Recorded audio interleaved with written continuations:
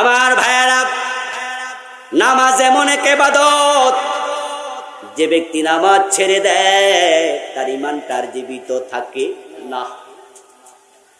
হাদিসে আসছে, মান তারাকা সালাতাম মুতাআম্মিদান ফাকাদ কাফার, যে ইচ্ছা করে নামাজ ছেড়ে দিল সে কুফরি করলো।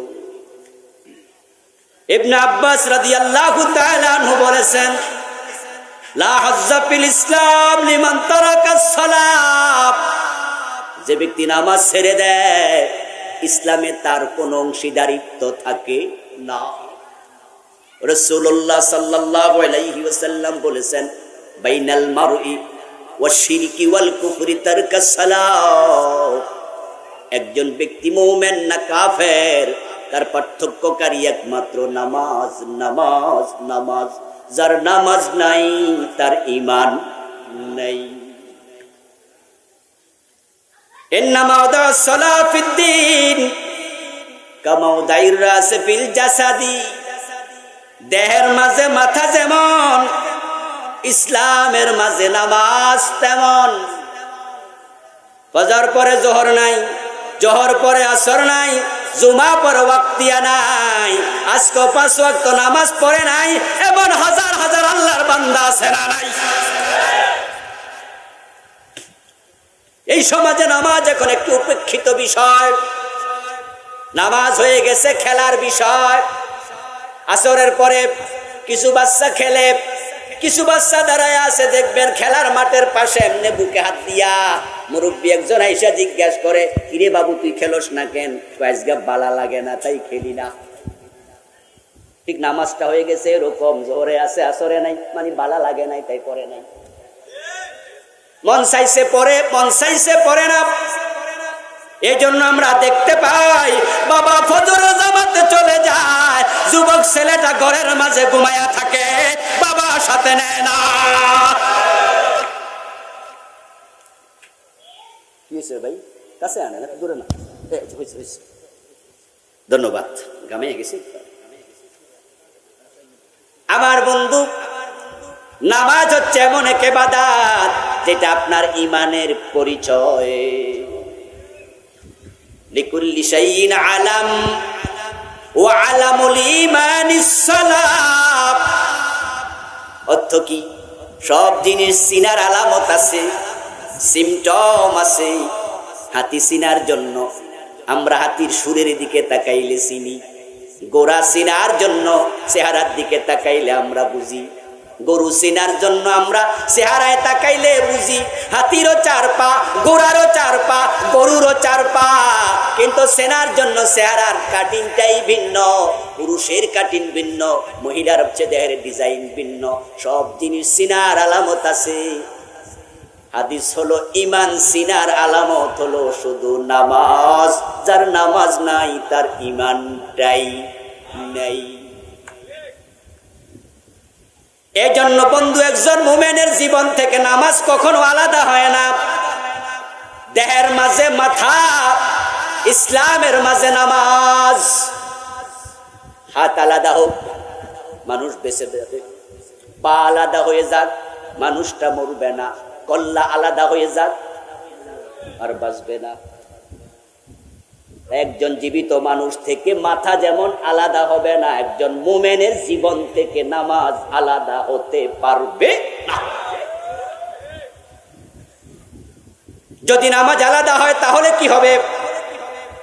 তাহলে রেজাল্ট হবে কিয়ামতের দিন আপনি যে রাসূলের উম্মত, রাসূল আপনাকে চিনবে না। আর রাসূল যদি না চিনে সুপারিশ করবে না। রাসূলের সুপারিশ ছাড়াই জান্নাতে যেতে পারবেন। আপনার কনফিডেন্ট লেভেল বড় হাই, আপনার আমলের উপরে আপনি আস্থাশীল যে আমার রাসূলের সুপারিশ লাগবে না, আমি একাই একাই জান্নাত পাবো। এই সাহস কার কার আছে? একটু হাত তোলেন দেখি। কথা কি বুঝতেছেন? রাসূলের শাফাআতের চিন্তা আছে না নাই? শাফাআতের আশা আছে না নাই? তো রাসূল আপনাকে উম্মত হিসেবে না চিনলে শাফাআত কেমনে করবে?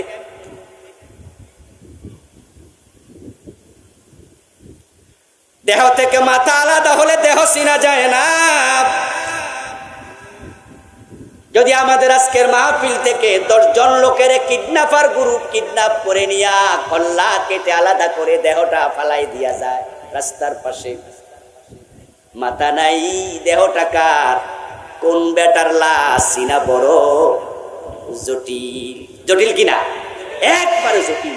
কার রে? এটা কল্লা নাই রে, কিন্তু কার রে? কই যে বুঝি তো না, এটা কার, আল্লাহ না জানে। দেহ থেকে মাথা আলাদা হয়ে গেলে মানুষ আপনাকে চিনবে না। তোমার জীবন থেকে নামাজ আলাদা হলে রাসূল তোমাকে উম্মত হিসাবে চিনবে না। মা আয়েশা রাদিয়াল্লাহু তাআলা আনহা বিশ্ব নবীকে একদিন প্রশ্ন করেছিলেন, ইয়া রাসূলুল্লাহ, আপনি কিয়ামতের দিন আপনার উম্মত চিনবেন কেমনে? আপনি যে বলছেন উম্মতের জন্য আপনি শাফাআতকারী, আপনি সুপারিশ করবেন, কেমনে করবেন? কারণ কিয়ামতের মাঠে তো ইব্রাহিম নবীর উম্মত হাজির, মুসা নবীর উম্মত হাজির, ঈসা নবীর উম্মত হাজির, আদম থেকে আপনার উম্মত সব নবীর উম্মত হাজির। মানুষ হবে হাজার হাজার কোটি, আপনি উম্মত কেমনে চিনবেন? আমার মন জানতে চায়। قال النبي صلى الله عليه وسلم إنهم يدعون يوم القيامة غرا محجلين। প্রিয় নবী জবাব দেন, আয়েশা, আমার উম্মত ওযু করছে মিনাল সারিল ওযু, তাদের ওযুর জায়গা থেকে সেদিন নূর চমকাবে। তাদেরকে ডাকা হবে, তাদেরকে তোলা হবে কিয়ামতের দিন গুররান মুহাজ্জালিন মিন আসারিল ওযু। তারা যে নামাজ পড়ার জন্য ওযু করছে, এই চেহারা থেকে, হাত থেকে, পা থেকে নূর চমকাবে, আর আমি বুঝবো এটা আমার উম্মত। সুবহানাল্লাহ।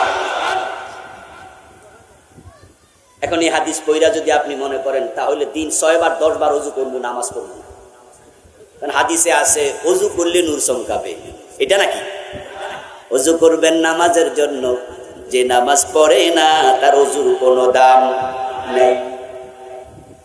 এই জন্য নামাজ নামাজ নামাজ। রাসূলুল্লাহ সাল্লাল্লাহু আলাইহি ওয়াসাল্লাম উনি ইন্তেকালের সময় যেই কথাটা উম্মতের সাথে বলেছেন, শেষ কথাটা উম্মতের সাথে ছিল একরকম, আর আল্লাহর সাথে ছিল ভিন্ন রকম। রাসূলের টোটাল জীবনের শেষ কথা ছিল ইলার রফিকিল আলা, ইলার রফিকিল আলা। এই কথা বলতে বলতে রাসূল ইন্তেকাল করেছেন, এটা ছিল শেষ কথা। বাংলা অর্থ হলো আমি আমার সবচেয়ে বড় বন্ধুর কাছে যাচ্ছি। আর ওনার উম্মতের সাথে, স্ত্রী পরিবার পরিজনের সাথে শেষ কথা বলেছিলেন যেটা, সেটা ছিল আসসালাত আসসালাত ওয়া মা মালাকাত আইমানুকুম, উম্মাত নামাজ নামাজ। আমার ভাইয়েরা, দেহ থেকে মাথা আলাদা হবে না, তোমার পুরা জীবন থেকে নামাজ আলাদা হবে না, হওয়ার কোনো সুযোগ নাই। ইসলামের খুঁটি হলো 5টা। কয়টা? ঈমান, নামাজ, যাকাত, রোজা, হজ। এই তো। তার মাঝে আপনি এবার লক্ষ্য করুন, যদি আপনি অসুস্থ হন তাহলে রোজা মাফ। আল্লাহ কোরআনে বলছে, ফামান কানা মিনকুম মারিদান আও আলা সাফারিন ফাইদ্দাতুম মিন আইয়ামিন উখর। যদি তুমি সফরে থাকো অথবা অসুস্থ থাকো তাহলে রোজার মাসে রোজা রাখা লাগবে না, আপাতত মাফ। পরে সুস্থ হইলে, কথা বলেন না কেন, সুস্থ হইলে। আর যদি এমন হয় আপনি জীবনে সুস্থই হবেন না, আছে না কিছু রোগী জীবনে আর সুস্থই হবে না, তাহলে আল্লাহ কি বলছেন, ওয়া আলাল্লাযীনা ইউতীকুনাহু ফিদিয়াতুন তুআমু মিসকিন। সুবহানাল্লাহ পড়েন। ইসলাম বড় সোজা ধর্ম, সহজ ধর্ম। এমন যদি কেউ হয়ে যাও তুমি আর সুস্থ হওয়ার সম্ভাবনা নাই, তাহলে তুমি রোজা রাখাই লাগবে না, প্রতি রোজার পরিবর্তে একজন মিসকিন খাওয়াও 2 বেলা। তাহলে ইসলামের খুঁটি কয়টা? সবাই বলতে হবে ভাইয়েরা, কয়টা? আপনিও কইবেন, আমিও কমু। এতে করে আলোচনার ভিত্তিতে কথা আগাবে, কথাগুলো কলিজার ভিতরেও সহজে ঢুকবে, ওয়াজ বাড়ি পর্যন্ত যাবে।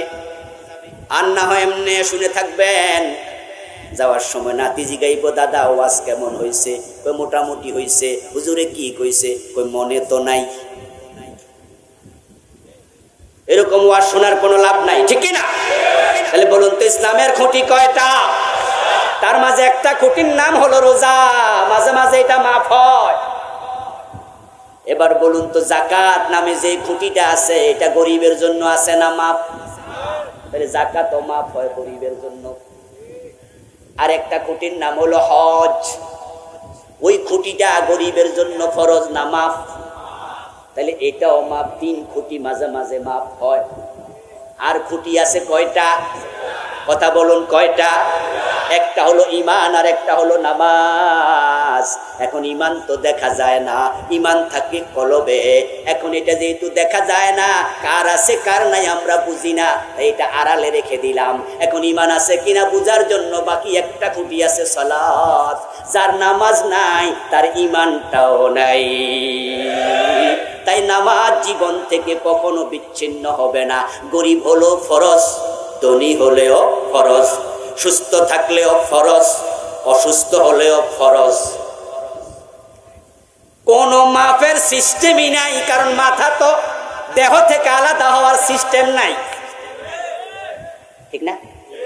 ডাক্তারের কাছে গেছেন, এনাম ক্লিনিকে, ডাক্তার সাহেব দেখলো হাতের মাঝে এমন ফ্র্যাকচার হয়েছে, বলতেছে হাত যদি দেহের সাথে থাকে তাহলে কিন্তু আস্তে আস্তে গ্যাংগ্রিন হবে, পচে যাবে।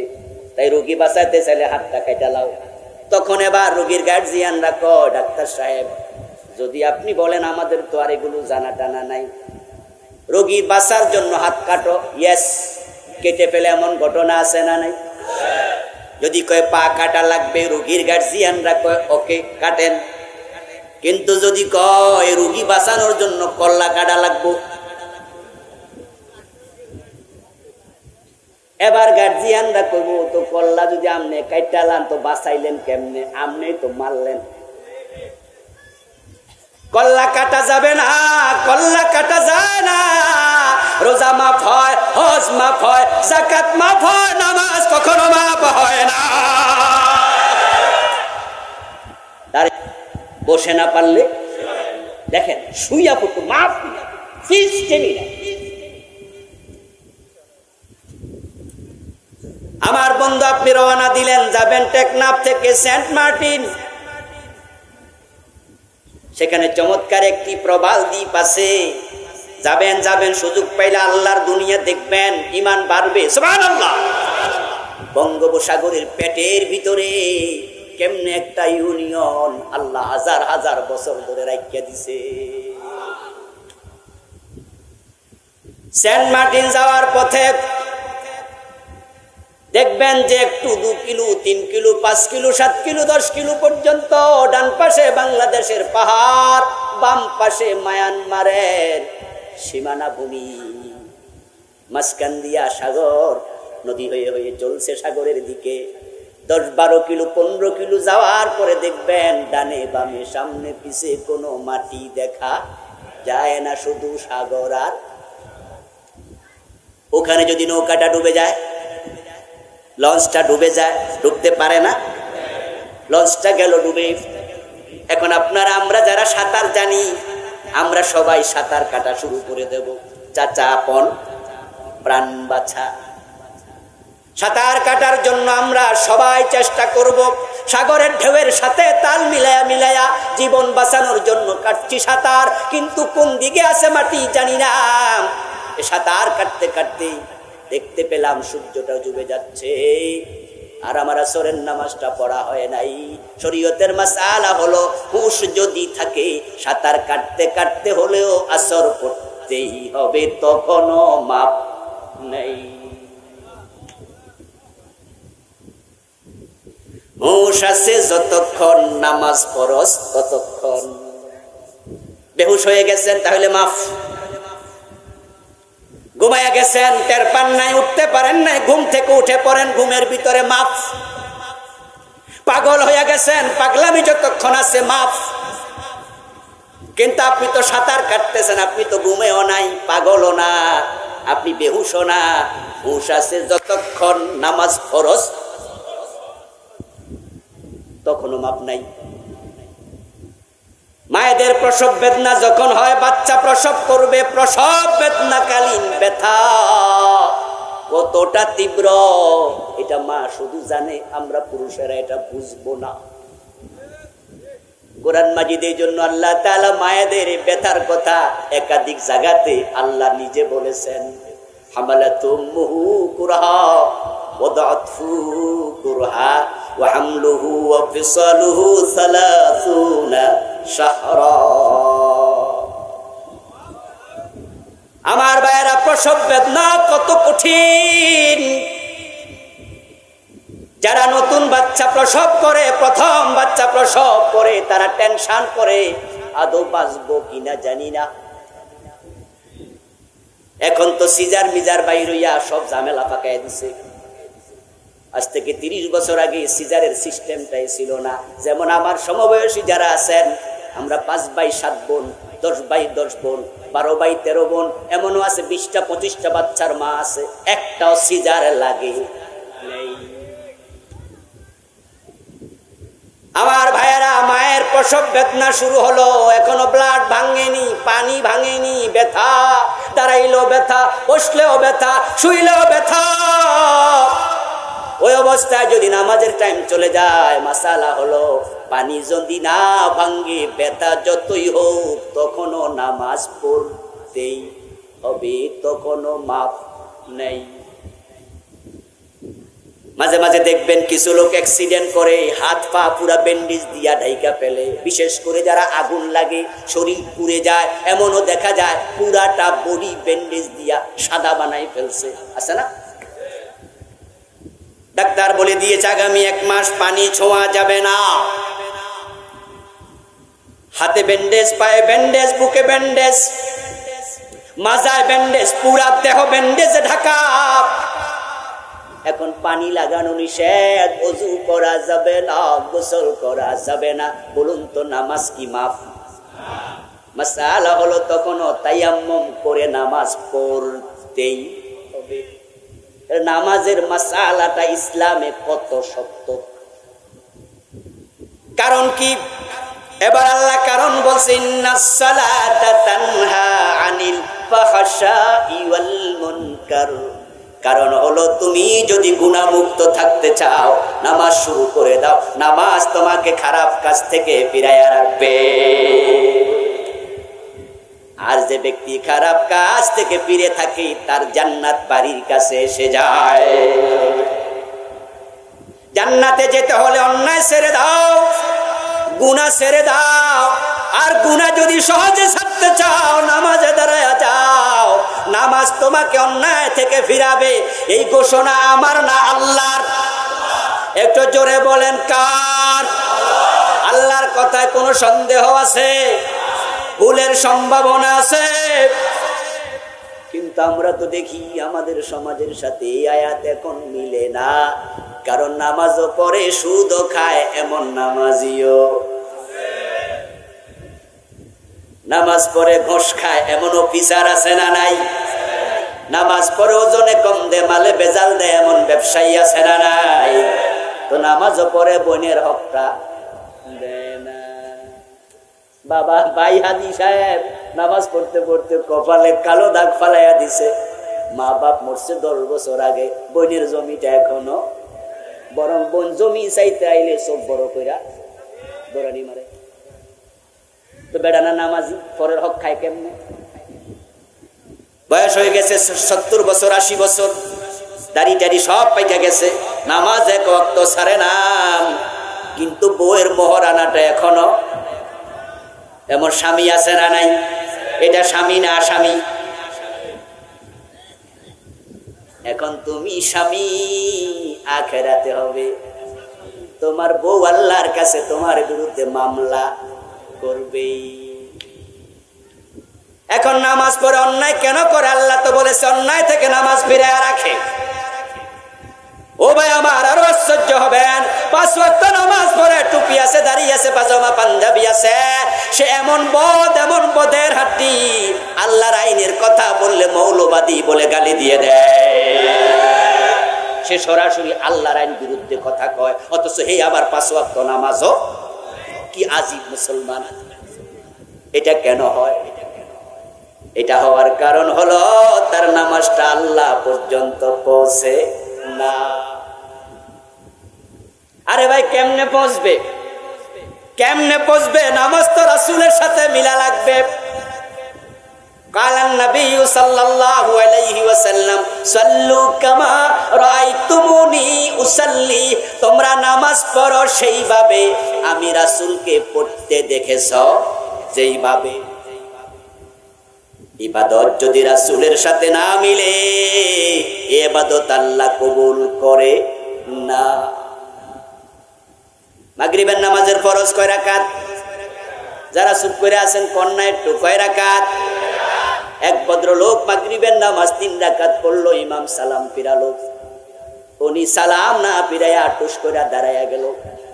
আরো 1 রাকাত পরে বইসা তারপর আত্তাহিয়াতু দুরূদ শরীফ পড়া ধীরস্থির ভাবে দোয়া মাসুরা পড়া সালাম ফিরাইলো।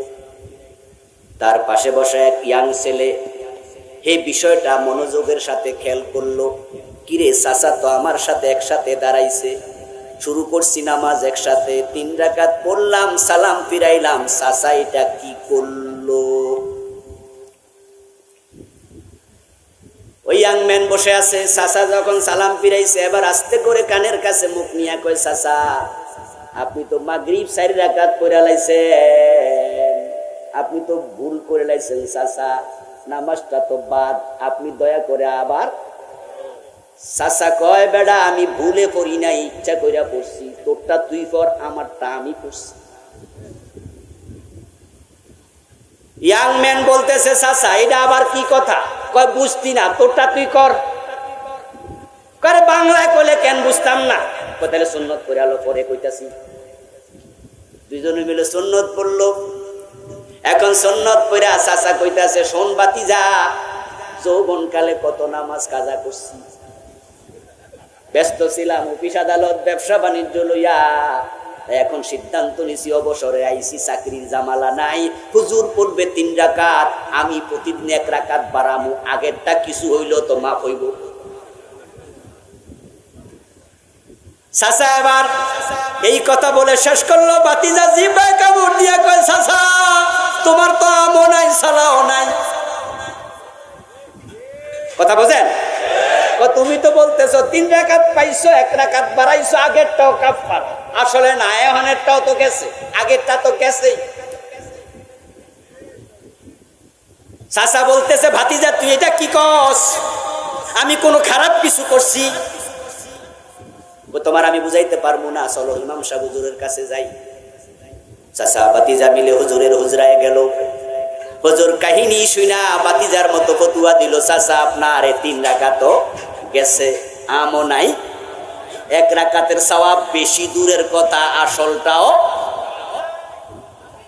চাচা বুড়া মানুষ বোঝে না, বলল, হুজুর আমি কি অন্যায় করছি? আল্লাহ আমার পুরাটা বাদ দিব কেন? আমি যে 1 রাকাত বেশি করছি, 4th নাম্বার রাকাতে সূরা ফাতিহা আছে না নাই? আপনি তো ওয়াজ করছেন প্রতি অক্ষরে 10 নেকি, এই যে কত জুমা ওয়াজ করলেন, কোরআন পড়লে প্রতি অক্ষরে 10 নেকি, তো সূরা ফাতিহা পড়ছি, নেকি তো আরো বাড়ছে। 4th নম্বর রাকাতে রুকু সিজদা আছে না নাই? সেখানে সুবহানা রাব্বিয়াল আলা তাসবিহ নাই। 4 নম্বর রাকাতে আমি কি সোনার বাংলা গান গাইছি? তো আল্লাহ সওয়াব না দিব কেন? হুজুর এবার মাথায় হাত দিয়া চাচারে কয়, চাচা যান, 4 নম্বর রাকাতে কোনো দোষ আপনি করেন নাই, কোনো ভুল কিছু করেন নাই, কোরআন থেকে পড়েছেন, রুকু সিজদাও দিবেন, আল্লাহ বাদ দেবে একটা মাত্র কারণ, রাসূলের সাথে মিলে নাই।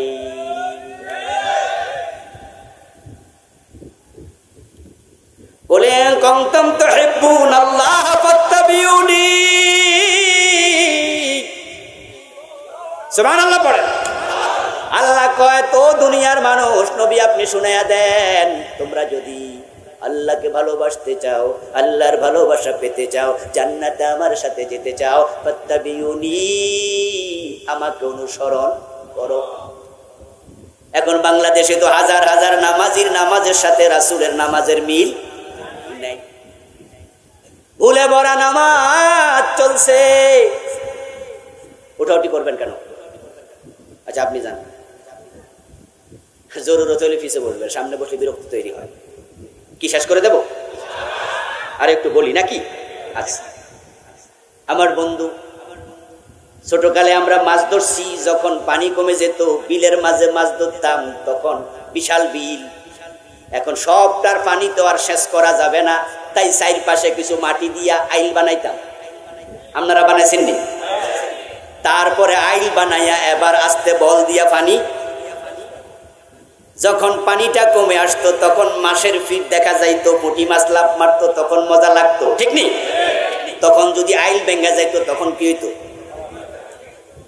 তো আজ আমি এতক্ষণ আইল মাইল দিয়া শেষলাম, এখন উঠতে গেলে আমার কেমন লাগে? এই জন্য যে উঠবে হেরে ধরে রাখবেন। তো ফসরাবের কথা কইলে সাইরা দিয়ে না ভিজাই ফেলবে, কারণ জরুরত অনেকের। আমার বন্ধু, রাসূলের নামাজের সাথে না মিললে আল্লাহ তো নেয় না। এখন আজান মিলে না, আজানের জবাব মিলে না, নামাজ মিলে না, এটা মিলে না, ওটা মিলে না, ভুলে ভরা নামাজ। রাসূলের আজান শুরু হতো আল্লাহু আকবার দিয়া, এখন বাংলাদেশে কিছু মসজিদে আজান শুরু হয় দুরূদ শরীফ দিয়া। আজানের আগে আসসালাতু ওয়াসসালামু আলাইকা ইয়া রাসূলুল্লাহ, দুরূদ শরীফ পড়তে। প্রিয় নবী বলছেন, ইজা সামি'তুমুল মুয়াজ্জিন ফাকুলু মিসলা মা ইয়াকুল। মুয়াজ্জিন যখন আজান দেবে, আজানের তখন তোমরা জবাব দেবে, মুয়াজ্জিন যা বলে তোমরাও তাই বলবে। আমার থেকে নামাজ নাও, আমি যা বলি তা করো। ইমাম সাহেব মাগরিবের ফরজ 2 রাকাত পড়ে বসা দরকার, না বৈশা খাড়াইয়া যাইতাছে, পিছন থেকে আমরা দাঁড়াবো না, লোকমা দেব। কি বলে লোকমা দেব?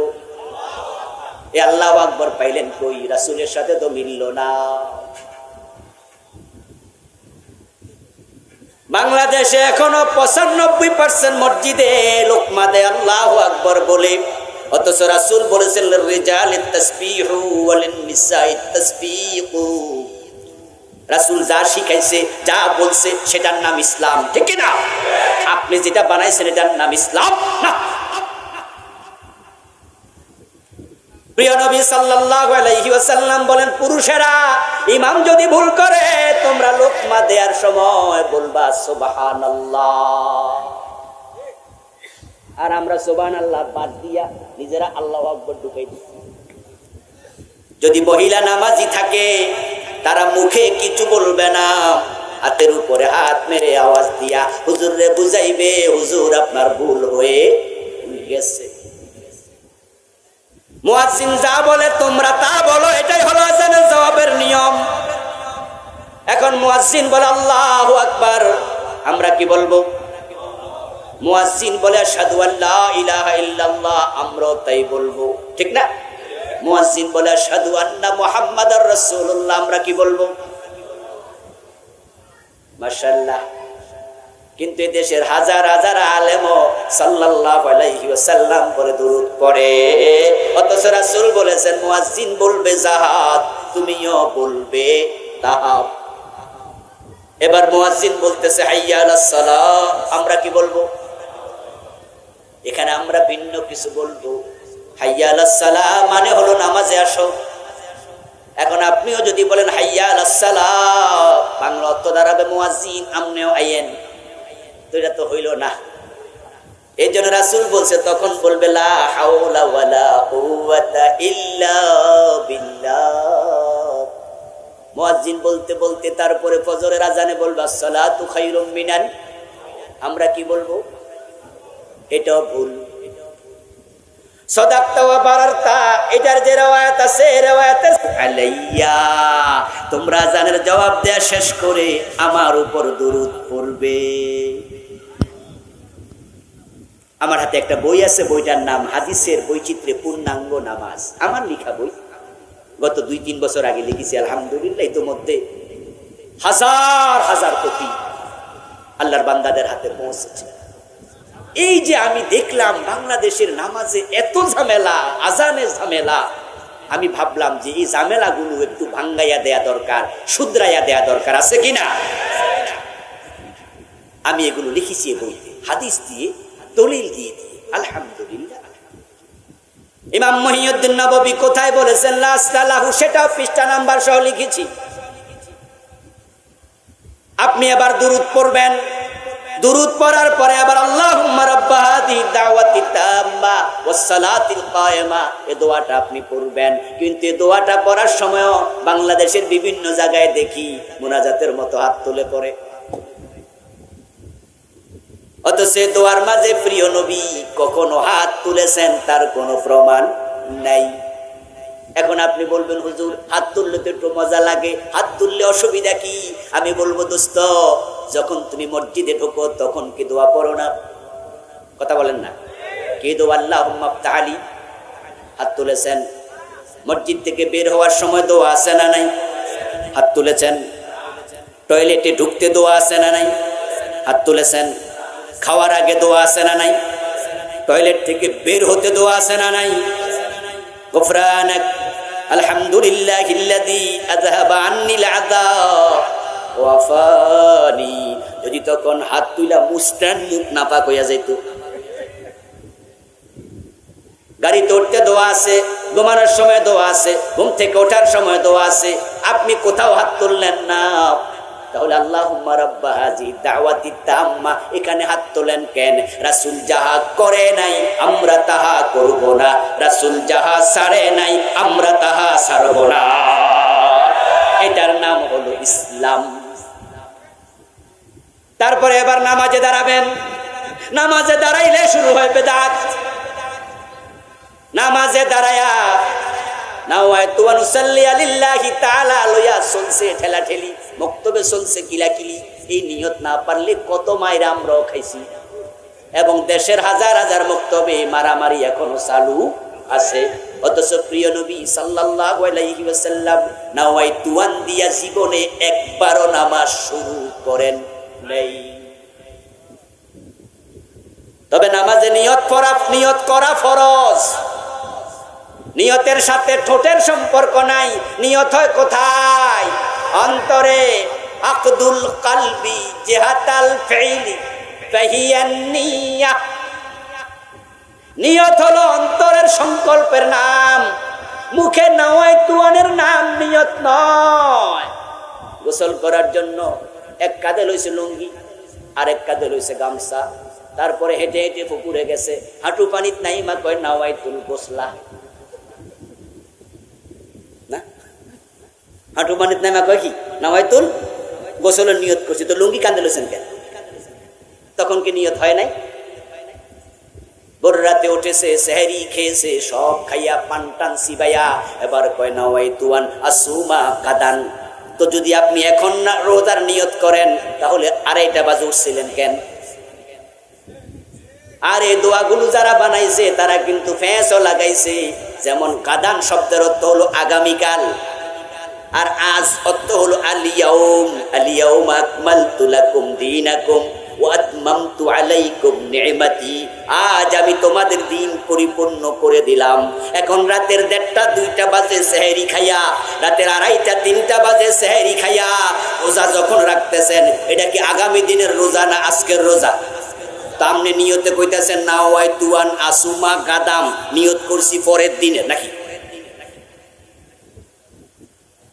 তারপরে নিয়ত হলো, নিয়ত পড়লেন, আপনি একটা বেদাতি চিন্তা নিজে ঢুকাইয়া দিলেন। তারপরে আবার নামাজে দাঁড়ালেন, নামাজে দাঁড়াই আল্লাহু আকবার বললেন। আল্লাহু আকবার বলার আগে বাংলাদেশে মুসল্লার দোয়া পড়ে ইন্নী ওয়াজ্জাহতু ওয়াজহিয়া লিল্লাযী ফাতারাস সামাওয়াতি ওয়াল আরদা হানিফাম ওয়া মা আনা মিনাল মুশরিকিন। এটার নাম দিয়েছে মুসল্লার দোয়া। এটা পড়ার পরে আল্লাহু আকবার বলে। অথচ কান খুলে শুনুন প্রিয় ভাইয়েরা, রাসূলুল্লাহ সাল্লাল্লাহু আলাইহি ওয়াসাল্লাম উনার পুরা জীবনে নাওয়াইতু আন বলেন নাই, এবং তাকবীরের আগে ইন্নী ওয়াজ্জাহতু একদিনও পড়েন নাই। কি উল্টা পাল্টা ওয়াজ করতেছে হুজুর আইসা? আপনার কাছে উল্টা মনে হচ্ছে, আমি তো চ্যালেঞ্জ দিচ্ছি। এই কথাগুলো হাওয়ায় ভেসে যাচ্ছে, কিন্তু যেগুলো ক্যামেরায় রেকর্ড হয় এগুলো কি বাইসা যায় না আটকা পড়ছে? আগে ওয়াজ করা সোজা ছিল, যা কইছি কইছি পরের দিন ভুলে গেছি, আর এখন কাজ দিল রেকর্ডে। গতকালকে দেখলাম ফেসবুকে একজন বক্তা দিনাজপুর ওয়াজ করছে, তো ওয়াজ কইরা ওয়াজের শেষ দিকে একটু মজা করতেছে, কই যে দিনাজপুরের নাম কোরআন শরীফে আছে রে। দিনাজপুরের নাম কোথায় আছে? তুমি জিগায় এই কোন সূরাতে আছে কইতে পারবা? এখন কোন সূরা কি কইছে শোনা যায় না, উনি ধমক দিচ্ছে, আরে না রাখো এটা না, কোথায় আছে? তিনি কোরআনের একটি আয়াত পড়লেন, পরে আবার অর্থের সাথে মিলে এখানে আছে। আমি পড়লাম না সেটা, এর কারণ আছে, কারণ হচ্ছে এই বক্তা আবার গতকালকে ফেসবুকে স্ট্যাটাস লিখছে, আমার ভুল হয়েছে আমি মাপ চাই। খেয়াল করেন, এই জন্য আমি তাকে নিয়ে আর আলোচনা করছি না, কিন্তু উনি যে এই কথাটা কইছে যদি ক্যামেরা না থাকতো আমরা শুনতাম না। এখন এই ক্যামেরার কিন্তু অনেক জ্বালা আছে, এই জন্য আমি যে বড় গলায় বইলা দিলাম যে প্রিয় নবী ইন্নী ওয়াজ্জাহতু তাকবীরে তাহরিমার আগে পড়ে নাই, যদি পইরা থাকে কোনো হাদিসে থাকে কালকে আমরা ধরবো না।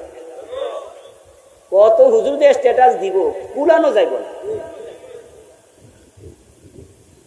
আলহামদুলিল্লাহ এটাও লিখেছি, দলিল ভিত্তিক লিখেছি, তো তাই আপনি দলিলের বাহিরে যাওয়ার অধিকার আপনার নাই, আমারও নাই। তবে হ্যাঁ, রাসূলুল্লাহ সাল্লাল্লাহু আলাইহি ওয়াসাল্লাম ইন্নী ওয়াজ্জাহতু মাঝে মাঝে পড়েছেন, হাদিস আছে আবু দাউদে, আমি নাম্বার শুদ্ধ লিখে দিয়েছি, ওখানে পাওয়া যায় তাকবীরে তাহরিমা দেয়ার পরে। তিনি তাকবীরে তাহরিমা দিয়ে পড়তেন সুবহানাকাল্লাহুম্মা ওয়া বিহামদিক, এটা আছে না আমরা সানা যেটা পড়ি, তিনি বলতেন আল্লাহুম্মা বাঈদ বাইনি ওয়া বাইনা খাতায়ায়া কামা বা'আদতা বাইনাল মাশরিকি ওয়াল মাগরিব, তিনি বলতেন ইন্নী ওয়াজ্জাহতু ওয়াজহিয়া লিল্লাযী, বিভিন্ন সানা পড়তেন। আমরা হয়তো একটা শিখেছি, এটাই খুঁটা মেরে দিয়েছি। আল্লাহর হাবিব সাল্লাল্লাহু আলাইহি ওয়াসাল্লাম এবার নামাজ শুরু করলেন। আমার বন্ধু, নামাজের মাঝে রুকু থেকে দাঁড়াইয়া দোয়া আছে না নাই? দুই সেজদার মাঝখানে আছে না নাই? বাংলাদেশে আমরা হানাফি মাযহাবের নাম দিছি, আমরা হানাফি, এই নাম দিয়ে আমরা রুকু থেকে দাঁড়াইয়া রব্বানা লাকাল হামদ হামদান কাসীরা তাইয়িবান মুবারাকান ফি, এই দোয়াটা আমরা হানাফিরা আমরা বাদ দিয়া দিছি। দুই সেজদার মাঝখানে রাসূল পড়তেন আল্লাহুম্মা গফিরলি ওয়ারহামনি ওয়াহদিনি ওয়াজবুরনি ওয়ারযুকনি, আরো আছে না? হানাফি মাযহাবের লোকেরা আমরা শতকরা 99 জন এটা বাদ দিয়া দিছি। কেন রে ভাই? রাসূল তো পড়েছেন, মাযহাবের নাম দিয়া সুন্নাহ বাদ দিবেন, এই অধিকার আপনাকে দিল কে? এই ক্ষেত্রে আহলে হাদিসরা আবার জিতে গেছে, এই সুন্নাহগুলো তাদের মাঝে। আমি কিন্তু আবার আহলে হাদিস না, ঢাকায় আবার হে গ্রুপে ঢুকাইয়েন না, হে আবার ঝামেলা আছে, ওরা একামতে দিনের বিপক্ষে হাজার হাজার আহলে হাদিস, ওইটাও আবার ঝামেলা আছে। তবে এখানে তারা জিতে গেছে। আমাদের হানাফি মাযহাবের নাম দিয়া যখন আমরা এই দোয়াগুলো বাদ দিছি, তখন ঘটনা বড় খারাপ হয়ে গেল। খারাপটা হয়েছে কি এবার শুনুন, রুকু দিয়া সোজা হইয়া খাড়ায় না, দুই সেজদার মাঝখানে সোজা হয়ে বসে না, এমন হাজার হাজার নামাজি আছে না নাই? যদি ওই দোয়াটা সুন্নাহর আলোকে পড়তো তাহলে বেড়া কিন্তু খাড়ান লাগতোই। এখন আমরা তো করি শুধু লাকাল হাম, তো কি করে রুকু থেকে ওঠার সময় সামি আল্লাহু লিমান হামিদা রাব্বানা লাকাল হামদ কই আবার জায়গা মাথাও তোলে। যদি পুরাটা পড়তো লাকাল হামদ হামদান কাসীরান তাইয়িবান মুবারাকান ফি, তাহলে তুই খাড়ান লাগবই। আচ্ছা, রুকু থেকে সোজা হয়ে খাড়ানো এটা কি সুন্নাহ না ওয়াজিব? হ্যাঁ ওয়াজিব, তাদিল আরকান ওয়াজিব। দুই সেজদার মাঝখানে যদি আমরা দোয়াটা পড়তাম তাহলে কিন্তু আমরা ঠুস ঠুস করে সেজদা দিতে, ইন্না লিল্লাহ ইন্না লিল্লাহ ইন্না লিল্লাহ। রমজান মাসে তারাবি যখন আসে তখন আমরা নামাজ কারে কয় দেখাই আছে। যে সমস্ত মসজিদে 18 মিনিটে 20 রাকাত পড়ে, এটা কি সোজা হইয়া বইয়ে? আর বড় টাইম কই, ওরা রুকু থেকে সোজা হয়ে দাঁড়ানোর সময় নাই, দুই সেজদার মাঝখানে বসার সময় নাই, এইভাবে নামাজ চলছে। আর কেরাতের ক্ষেত্রে আর কি বলবো, এমন বাড়াবাড়ি হচ্ছে, পুরা এক নিঃশ্বাসে পুরালা সাতায়া। কনকট বিমান অনেক আগে ফেল, গতি এমন যে বিমানের ড্রাইভার দেখলো ডরাইতো যে হুজুর ফারে কেমনে। মুসল্লিও খুশি, ইমাম সাহেবও খুশি। একবারে 20 রাকাতের কম পড়লে মারামারি লেগে যাবে, দরকার হলে 20 রাকাত রাসূল করেছে এই জন্য 20 পড়া লাগবে। ওরা আবার কয় 8-এর বেশি করবো না, রাকাত লইয়া কিলাকিলি। কিন্তু বিশ্বনবী কত লম্বা পড়েছে তা কারো খবর। আমার বন্ধু তারপরে এবার নামাজ চলছে, চলুক। নামাজ চলতে চলতে নামাজ শেষ হলো, মাঝখানে কিছু ঝামেলা কি আছে। রাত 11:30 পার হয়েছে, বলবো না, তবে বইটা স্টেজে আছে, নিতে চাইলে পাবেন ইনশাআল্লাহ ড্রাইভার সাহেবের কাছে। সবগুলো বলতে গেলে রাতে 4টা বাজো শেষ হয়ে যায়। নামাজ শেষ হলো, নামাজ শেষ হওয়ার পরে সালাম ফিরাইয়া আল্লাহুম্মা আমিন। বাবা রে বাবা, সভাপতি সাহেব বাপ মারা গেছে তো 500 টাকা হুজুর আগে দিছে, বা সেক্রেটারি সাহেব দিছে। হুজুরে সালাম ফিরে এমন দোয়া শুরু করছে, ও বেটারে জান্নাতুল ফেরদাউসে না দিয়া থামবে না। আর পিছনে যারা 1-2 রাকাত হারাইছে এরার নামাজের 12টা বেজে যাইতেছে।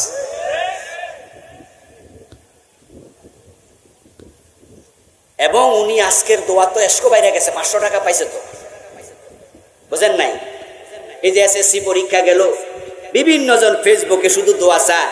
আবার আমি দেখলাম কিছু পোলাপান দোয়া তারা সবাই ঘোষণা দিয়ে বিক্রি করছে। নরমাল দোয়া 100, কাইন্দা কাইট্টা করলে 500, আরবি ইংরেজি বাংলা সব মিলাইয়া করলে 1200, আর গড়াগড়ি দিয়া চিৎকার দিয়া করলে 1500। কোনটা নিবা নেও?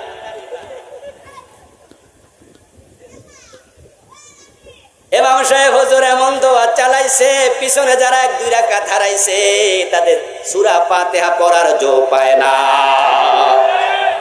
বিশ্বনবীর নামাজ ছিল সালাম ফিরায়া একবার বলতেন আল্লাহু আকবার, 3 বার বলতেন আস্তাগফিরুল্লাহ, একবার বলতেন আল্লাহুম্মা আনতাস সালাম ওয়া মিনকাস সালাম, একবার বলতেন আল্লাহুম্মা লা মানিআ লিমা আতাইতা ওয়া লা মুতিয়া লিমা মানাতা ওয়া লা ইয়ানফাউ জাল জাদ্দি মিনকাল জাদ, একবার বলতেন আয়াতুল কুরসি, 33 বার সুবহানাল্লাহ, 33 বার আলহামদুলিল্লাহ, 34 বার আল্লাহু আকবার। এই জাতীয় আরো দোয়া আছে না নাই? এখন সালাম ফিরায় আপনি দোয়া কইরা দিলেন, ওই দোয়ার গুলোর খবর নেই। তো শুরুও করলেন উল্টা পাল্টা, শেষও করলেন উল্টা পাল্টা। এই নামাজ আল্লাহর কাছে যাবে কেমনে? সেই নামাজ কবুল হয় না, ওই নামাজ অন্যায় থেকে ফিরাতে পারে না। আর নামাজের আরকান আকাম 13 ফরজ, ওগুলোর দিকে আর গেলাম না। ওইগুলা তো অনেক মুসল্লি জানেও না, 40 বছর নামাজ পড়ে সূরা ফাতিহা শুদ্ধ পারে না। কুল আউযু বিরাব্বিন নাস, মালিকিন নাস, ইলাহিন নাস, শুধু নাকি নাস। আচ্ছা, এই জাতীয় কেরাত হলে নামাজ হবে তো? ওয়ারাত্তিলিল কুরআনা, আল্লাহ কয় কি আর তুমি কও? এই জন্য ভাইয়ের আসুন আমরা এমন নামাজ পড়ব যে নামাজ আমাদেরকে আল্লাহর কাছে পৌঁছিয়ে দেবে। ইজা কামা আহাদুকুম ফি সালাতিহি ফাইন্নাহু ইউনাজি রাব্বাহ, এমন নামাজ পড়ো তুমি আল্লাহর সাথে কথা বলো, সুবহানাল্লাহ। এমন নামাজ পড়ো তুমি আল্লাহকে দেখছো, আনতাবুদাল্লাহ কান্নাকা তারাহু ফাইন লাম তাকুন তারাহু ফাইন্নাহু ইয়ারাকা। একদিনে হবে না, দুদিনে হবে না, 5 দিনে হবে না, চেষ্টা চালাও। নামাজে দাঁড়াইয়া আল্লাহর কথা শোনার জন্য কান খাড়া করে রাখো। ইযা ক্বালাল আবদু আলহামদুলিল্লাহ ক্বালা তাআলা হামাদানি আবদি, রাওয়াহু মুসলিম। বান্দা একটা কথা বলে আরশে আজিম থেকে আল্লাহ কথার জবাব দিয়ে আরেকটা কথা। Practice makes a man perfect. চুলার উপরে পানি বসাই আগুন জ্বালাইলে গরম হয় না। 2 মিনিট, 5 মিনিট, 7 মিনিট, 10 মিনিট পরে দেখবা কেমনে উতরাচ্ছে। এই জন্য নামাজের মাঝে ধ্যান করুন, নামাজের মাঝে মন রাখুন, বিশুদ্ধ তেলাওয়াত করুন, আরকান আহকাম লালন করুন, ওয়াজিব ফরজ মাকরুহাত তাহরিমাত এগুলো বুঝুন, সুন্নাহর আলোকে ইবাদত করুন। দেখবেন ইবাদত আমাকে আপনাকে আল্লাহর কাছে নিয়ে যাবে। ওভাবে ইবাদত করার তৌফিক আল্লাহ আমাদের দিন বলেন আমিন।